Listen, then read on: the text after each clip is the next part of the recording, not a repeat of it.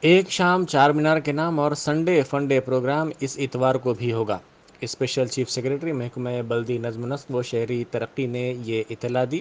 Social media کے اہم plate form Twitter پر سرگرم اروند کمار نے اس خصوص میں ٹویٹ کرتے ہوئے ایک شام چار مینار کے نام اور سنڈے فنڈے پروگراموں کی تصویروں کو بھی پوسٹ کیا۔ محکمہ بلدی نظم و نسق و شہری ترقی کی جانب سے اس پروگرام کا اہتمام کیا جا رہا ہے۔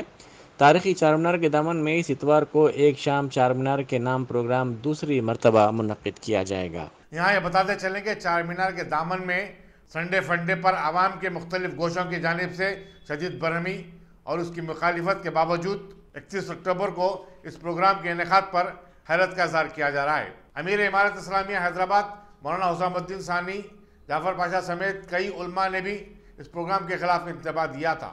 چار مینار کے اطراف اکناف فٹ پاتھ پر کاروبار کرنے والوں کا کہنا ہے کہ یہ ایونٹ ان کے لیے زحمت کا باعث بن رہا ہے۔ عوام کے ہجوم اور تہذیبی پروگرام کے سبب کاروبار ٹھپ ہو کر رہ گیا ہے۔ دیکھنا ہے کہ کل کے پروگرام کے بعد حکومت عوام کے جذبات کا کس طرح احترام کرتی ہے۔